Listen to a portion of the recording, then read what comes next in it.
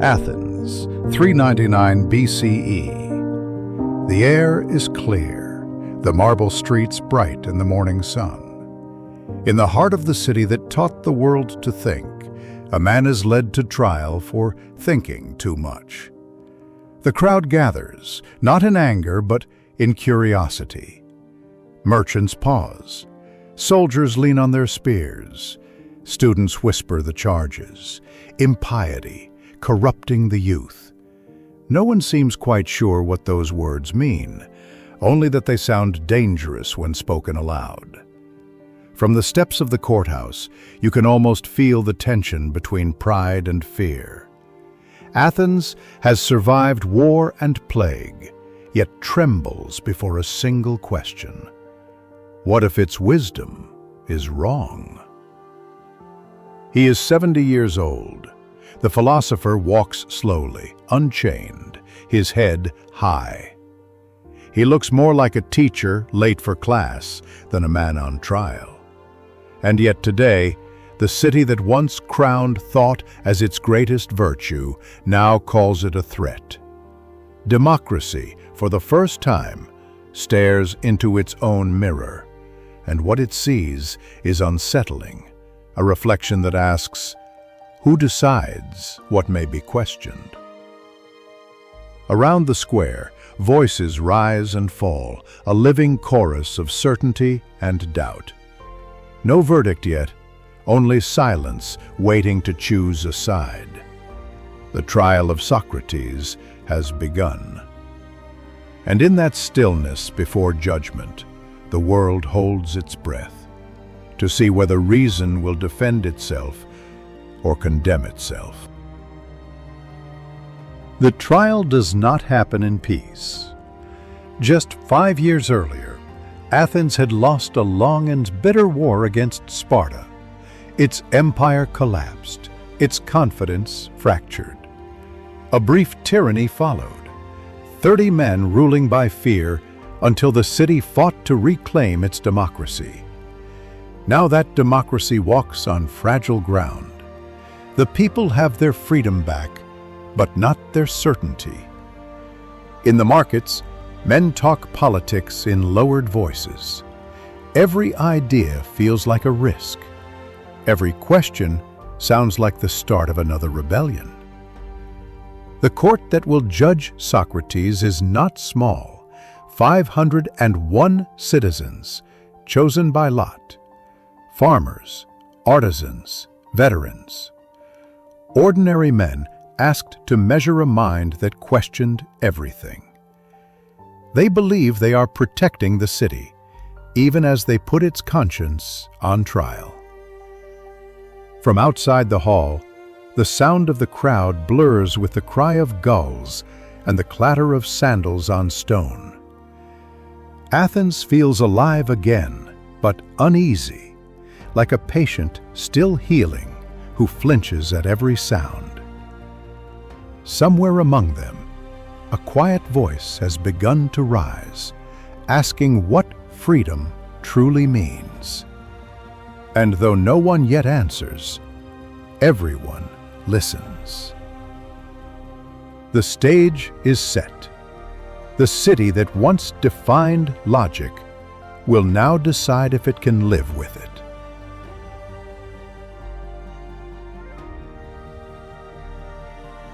After years of war and tyranny, Athens faces its own fear. Athens breathes again, but not easily. The war with Sparta has ended, leaving victory to others and silence to the city that once taught the world how to argue. Its walls stand, but its confidence does not.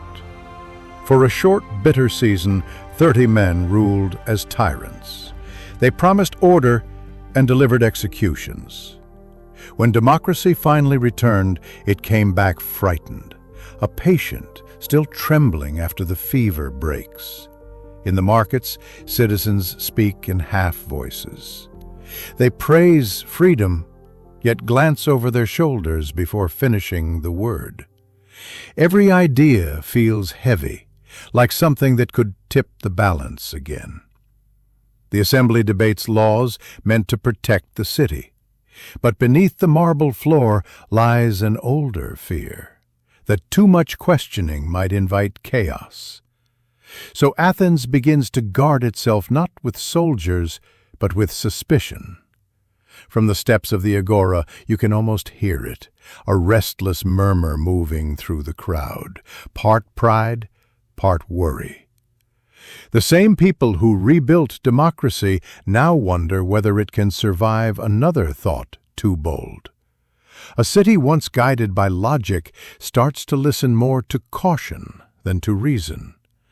And in that careful silence, the space where philosophy once stood begins to feel dangerous again. But the danger Athens fears is not an army, it is an idea. The name on every tongue is Socrates. To his students, he is a teacher who teaches without writing. To his accusers, he is a whisper that never ends, a man who makes others doubt what they have been told to believe. The city remembers too well how words once divided it. Now each question feels like the start of another rebellion. And in a democracy still nursing its wounds, doubt begins to look like treason. Two men, Miletus and Anytus, take the fear of the crowd and give it shape. They accuse Socrates of impiety, of corrupting the youth, of making the sons of citizens think for themselves. Their charges sound moral, but their roots are political. In the agora, rumors move faster than logic.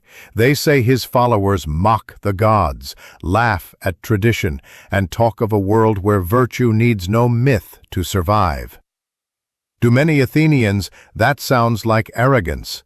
To a few, it sounds like freedom.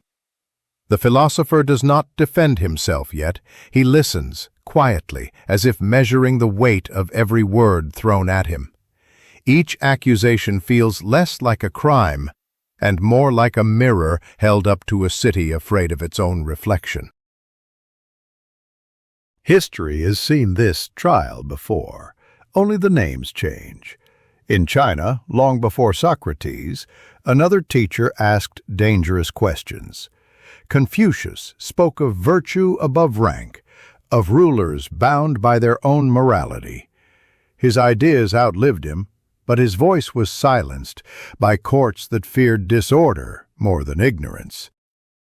Centuries later, in Italy, Galileo lifted a telescope toward the heavens and saw a universe that refused to orbit power.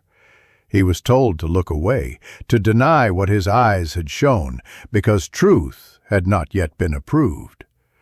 From the scrolls of Confucius to the writings of Galileo, the same conflict echoes. Reason demanding space in a world guarded by certainty.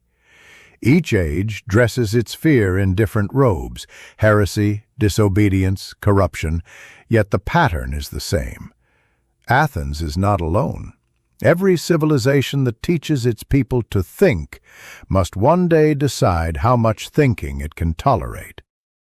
And so, when the jurors of Athens rise to judge a philosopher, they are not only deciding one man's fate, they are deciding whether wisdom belongs to the teacher or to the crowd. The questions have changed languages, but the silence that follows them has never sounded different.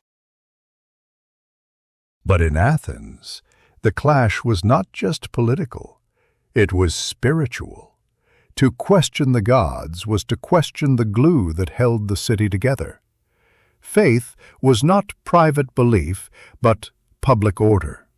Festivals, oaths, and sacrifices tied citizens into one shared rhythm, a world where harmony was proof of loyalty.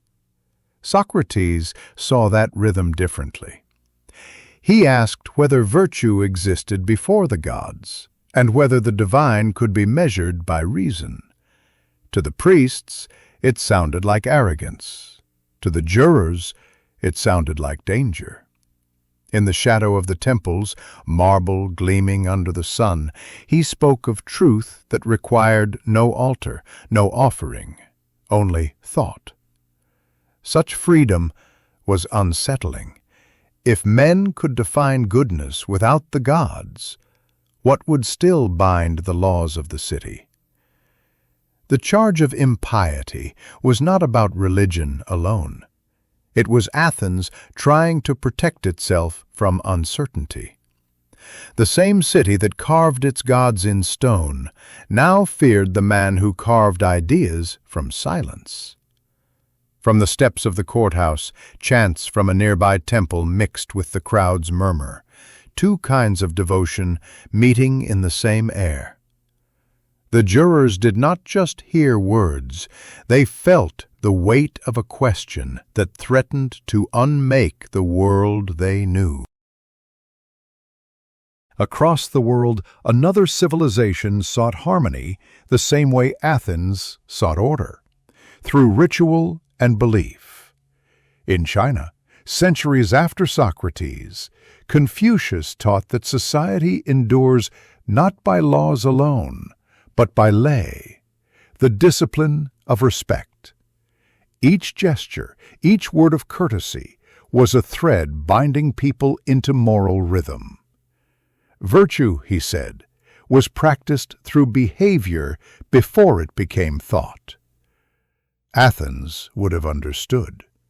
Its own piety also served as structure, public worship that reminded citizens who they were together.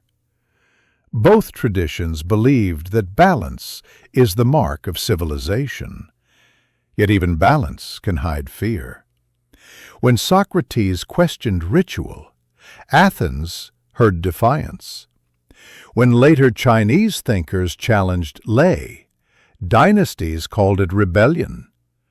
The pattern repeats. Reformers seeking truth meet guardians of order guarding peace. Neither side is wrong in intent. Both defend what they believe keeps the world intact, one through faith in continuity, the other through courage to rethink it. In that tension between reverence and reason, human morality has always walked its narrow bridge. Cross it too quickly, and tradition collapses. Stand too still, and truth stops moving. Athens would soon test which path a city must choose, to preserve what it knows or to question what it worships. Soon, the questions will no longer echo in the streets, but inside the court itself. The city that once argued in open squares has chosen the room with walls. 501 men are called by lot, farmers, potters, veterans, merchants, each carrying the weight of Athens on a small piece of stone. They do not come as philosophers. They come as citizens, wounded by years of turmoil, hungry for stability. The same democracy that gave everyone a voice must now decide if one voice has spoken too freely. Outside, the agora hums with rumor. Inside, the air is close and quiet. The marble floor still smells of incense from past trials. The benches creak under anxious hands. No banners, no soldiers, only words will fight today. Socrates stands without notes or witnesses.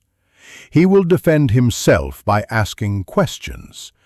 The jurors will judge him by how uneasy those questions make them feel. Athens is about to discover whether truth can survive procedure. In seeking to protect its order, the city will test its own courage. For every juror who raises a stone, another will silently wonder if reason itself is on trial. The gates of the court close. The age of argument now faces its verdict.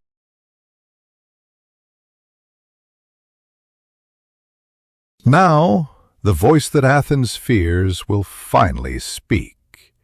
The courtroom is silent. 500 men watch as one man stands alone. No guards beside him, no scroll in his hand, only questions. Socrates begins not with apology, but with inquiry.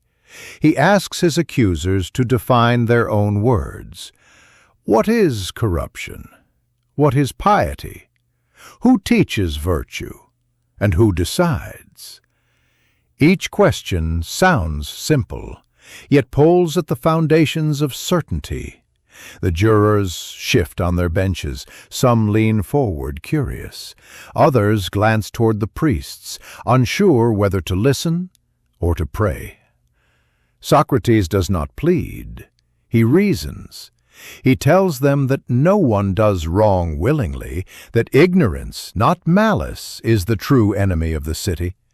He insists that proof must come from logic, not from fear. For a moment, Athens holds its breath. Here is a man turning his trial into a classroom, his defense into a lesson, and every listener into a student forced to think. The more he speaks, the quieter the hall becomes. Words meant to convict begin to sound like reflection, and the city that accused him of corrupting minds finds itself learning, unwillingly, once again. Around him, the city's experiment with justice is on display. 500 jurors sit shoulder to shoulder, farmers, stonemasons, traders, each holding 2 small stones, black for guilt, white for innocence. No lawyers, no judges, only citizens asked to weigh a mind. This is the pride of Athens, democracy in motion. Every man's voice carries the same weight, and yet, in this crowd, fairness feels as fragile as glass. Some jurors admire the philosopher's calm.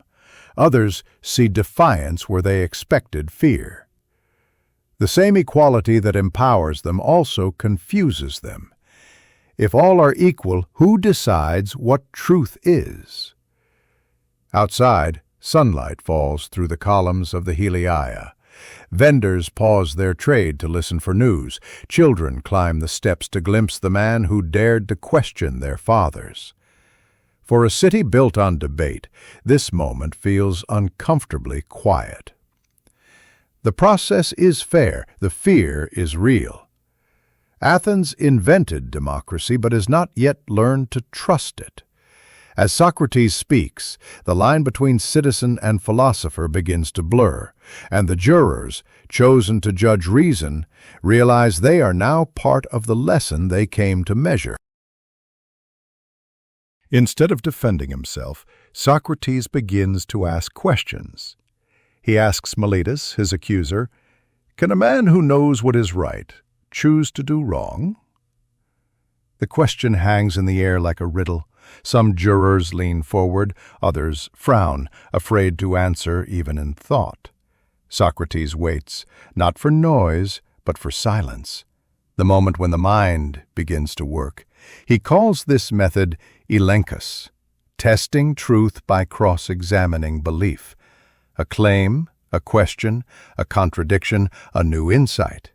Each step is a mirror held up to the listener. He argues that wisdom begins with admitting ignorance, that questioning is not rebellion, but the highest form of respect, for only what is true can survive being tested. The courtroom feels less like a trial and more like a classroom. Even those who came to condemn find themselves following the thread of logic, realizing that they, too, are being examined. Socrates offers no speeches, no appeals, no anger, only questions. Each one, small and precise, turns the juror's certainty into curiosity, and curiosity into unease. Far from Athens, another tradition used questions to seek clarity through silence. In ancient China and Japan, Zen masters taught with koans, riddles that could not be answered, only understood. A monk would ask, "What is the sound of one hand clapping?" And the master would reply with nothing but stillness. To the untrained ear, both methods sound impossible. One dissects thought with reason, the other breaks it with paradox. Yet beneath them lies the same pursuit, to awaken the mind by confronting what it cannot explain. Socrates used logic to untangle confusion. Zen used confusion to expose logic's limits. Both paths meet at the same gate, awareness born from doubt. In Athens, Socrates stands among jurors, his questions echoing across marble walls. In a distant monastery, a student sits in silence, the question echoing only inside himself. Two worlds, two languages, one discipline. To look inward until the truth appears uninvited. What Athens calls philosophy, Zen calls awakening. Different words, same labor. The courage to stand before the unknown and not run from it. The jurors offer him a way to live if he will only stop questioning. He could go into exile, keep silent, grow old in another city's shadow. No chains, no blood, just obedience. For most men that would sound like mercy. To Socrates it sounds like betrayal. He tells them that a life without examination is not worth living. To give up questioning would be to abandon the very thing that makes a man human. The hall grows still. Even his accusers hesitate, sensing the weight of what he refuses. They see no anger in him, only clarity, the calm of someone who has already chosen. He reminds them that death is no evil, only ignorance of what is good. A philosopher, he says, must not fear what he does not know. Fear belongs to those who mistake comfort for virtue. His words are neither loud nor defiant. They arrive like truth spoken to a mirror, without hope of victory, but without regret. Some jurors lower their eyes, others sit straighter, unsure whether they are judging or being judged. In that silence, Athens glimpses a kind of freedom no verdict can grant, the freedom of a mind that cannot be persuaded to live a lie. When he finishes speaking, the court does not applaud. It exhales. The jurors look at one another, unsure what has just happened. They came to judge a man, now they feel they have been judged instead. The vote is taken in silence. Each citizen drops his stone, black or white, into the urn. The sound is small, almost tender, like rain on marble. 280 stones fall for guilt, 220 for innocence. The numbers should settle the matter, but the room feels heavier, not lighter. No cheers, no relief. Only the faint rustle of robes as men rise, their faces uncertain whether they have defended democracy or betrayed it. Outside, the verdict spreads through the crowd. Some nod, saying justice has been done. Others whisper that something sacred has gone missing. Not a god, but a kind of courage. Athens will remember the count, but not the hesitation before the first stone fell. That pause, short, human, trembling, was the city's conscience asking if fear had voted first. The trial is over, but the argument remains, echoing through the hall like a question no one dares to answer. Athens would not be the last city to fear its own thinkers. 2,000 years later in Rome, Galileo stood before another tribunal, accused not of impiety, but of perspective, for saying the earth moves. He was shown instruments of torture and asked to deny what the heavens themselves had revealed. He lived, but truth was sentenced instead. In France, centuries after that, Voltaire raised his voice against kings and clerics who claimed virtue by decree. He mocked their certainty with wit sharper than any sword, and for that he was imprisoned, then exiled, another mind punished for disturbing comfortable order. The pattern remains. Each generation builds its gods from what it fears to question, then crucifies the first voice that dares to ask. The names change: Socrates, Galileo, Voltaire. The charges evolve: impiety, heresy, insolence. But the motive endures: a society mistaking obedience for peace. Yet each trial leaves behind a residue of light. Every silenced thinker becomes a spark in another age, teaching that truth can be delayed, never destroyed. History's verdict is slower than a jury's, but it never forgets whom it condemned for asking why.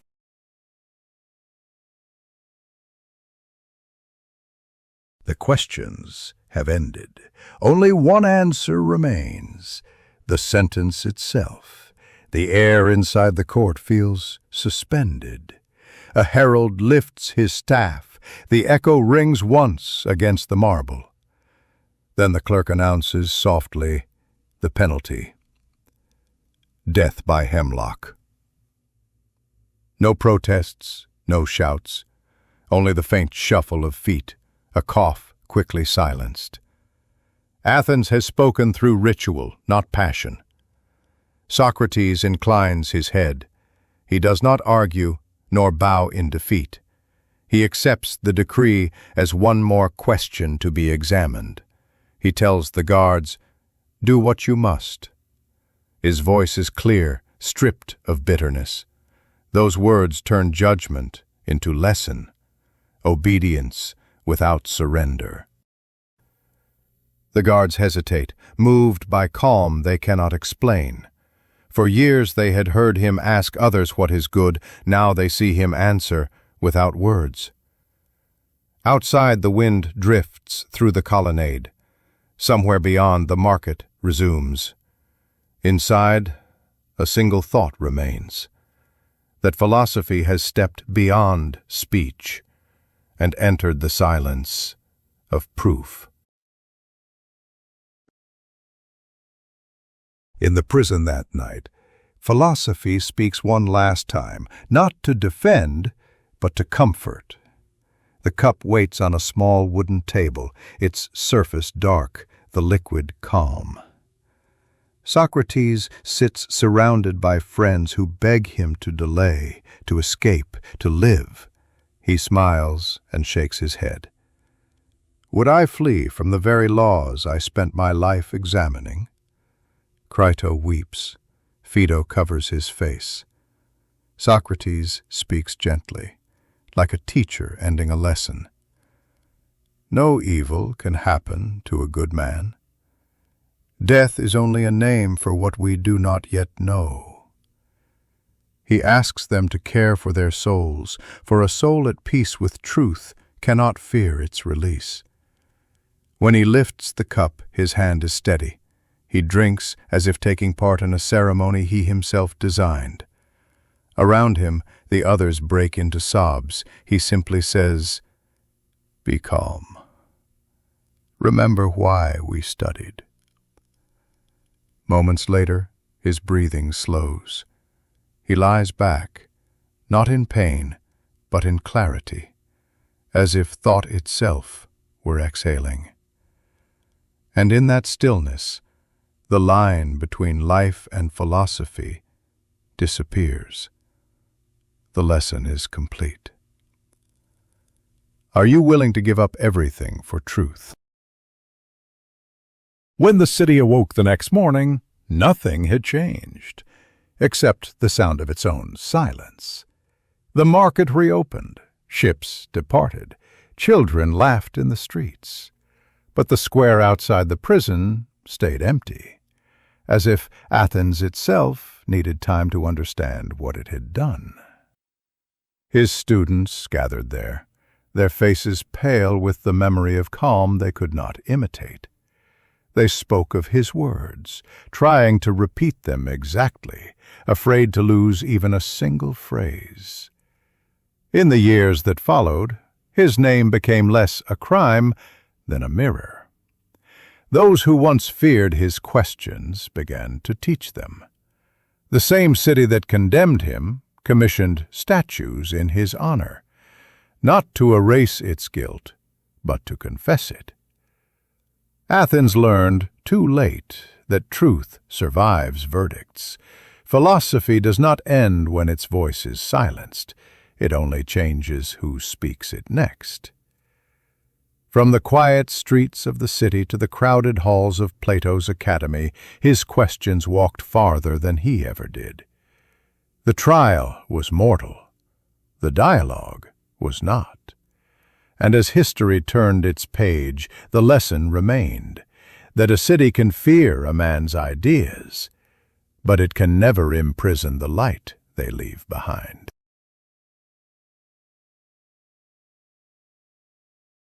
His silence did not end the argument. It only changed who must continue it. In the years after his death, a quiet rebuilding began. Plato gathered the fragments of dialogue he once heard in the marketplace and shaped them into something new, a place where questions could live safely. He called it the Academy. No marble statues, no priests, only benches and light. Here, philosophy was not a memory of a martyr, but a method, tested, revised, and taught. Aristotle joined, listening first, then systemizing. He turned Socrates' open-ended questions into frameworks of logic, giving reason a structure it had never known. What began as a conversation under an olive tree became the architecture of Western thought. Each lecture, each scroll, was an act of defiance against forgetting. They were not building temples, they were rebuilding the habit of asking why. Athens had condemned a man, but it had also unknowingly created a lineage, a discipline where courage became curiosity and doubt became the first tool of knowledge. The philosopher's voice had fallen silent, but its echo reorganized itself into language, into logic, into learning. Reason had found a home. What began as a man's search for virtue became humanity's search for liberty. Centuries after Socrates, his questions traveled under new names. The Stoics called it virtue, the discipline of thought over impulse. They talked that a free mind is one that cannot be enslaved by fear. In the Enlightenment, those same ideas took on civic form. Reason no longer knelt before the gods. It began to stand beside the law. From Athens to London, from Paris to Philadelphia, the question shifted from what is good to what is just. Every generation found its own trial. Galileo before the church, Voltaire before the crown, each arguing not for themselves, but for the right to think aloud. Freedom did not arrive as a gift. It was assembled, question by question, until societies learned that the price of peace is doubt, and that doubt, properly used, is the foundation of progress. The philosophers had spoken in marble halls. Now, citizens carried their words into parliaments and revolutions. The same reason that once defended truth against authority had become the conscience of liberty itself. The seed of virtue had grown into a world that could breathe. Across the centuries, the same question reappears, wearing different names, speaking new languages. In Enlightenment Europe, Voltaire wielded irony the way Socrates once wielded questions. He challenged priests and kings not with swords, but with sentences, each one a spark in the long chain of thought that led back to Athens. Kant, in distant Königsberg, transformed those sparks into a philosophy of duty. He argued that freedom begins inside the mind, that to think for oneself is the purest act of morality. He called it autonomy, but its roots were older than he admitted. Both men stood on the same invisible ground, that reason is not rebellion, but responsibility. To question is not to destroy, but to clarify, to make the world more honest, one thought at a time. From the agora to the coffee houses of Paris, from the lecture halls of Prussia to the modern university, the lineage of reason stretches unbroken, each era rebuilding the same figure under new light. Socrates taught men to think. Voltaire taught them to speak. Kant taught them to stand by their thought. Together, they form a single conversation across time, a dialogue that still waits for our reply. Every generation rediscovers the same price, that knowledge does not make life easier, only clearer. Socrates learned it before the court, Galileo beneath the stars, Voltaire behind the bars of his own words. Each found that truth once seen cannot be unseen, and that the mind, once awakened, cannot return to sleep. Progress has never been a triumph of comfort. It is the art of trading certainty for understanding, security for honesty, peace for a more difficult freedom. The price of questioning is rarely paid in gold. It is paid in solitude, in resistance, in the quiet ache of realizing how few people truly want to see. Yet this is the paradox that moves us forward, that every truth begins as heresy, and every idea worth keeping was once unwelcome. To question is not to rebel against the world, but to keep it alive, to let it breathe. So if reason has any legacy, it is this: to keep asking, even when the answer costs us something we love. So, what would you question today? The trial did not end in Athens. It only changed venue. Today, the questions stand in brighter rooms, lit by screens instead of torches, judged by millions instead of 500. Every post is a testimony, every comment a verdict. The crowd no longer throws stones. It clicks, it swipes, it scrolls, and what we believe becomes what is shown. We call it connection, but it feels more like chorus, each voice repeating what it hopes will not be questioned. The new courtroom has no walls, only timelines, and yet the same dilemma remains: to speak or to stay silent, to belong or to be honest. If Socrates stood here now, his accusers would be invisible, their faces replaced by profiles, their verdict written in trending tags. But the courage required would be the same: to question what seems obvious, to doubt what feels safe, to risk being misunderstood in pursuit of truth. 2,000 years later, the cost of questioning has not changed. Only the noise has grown louder. Truth is still on trial.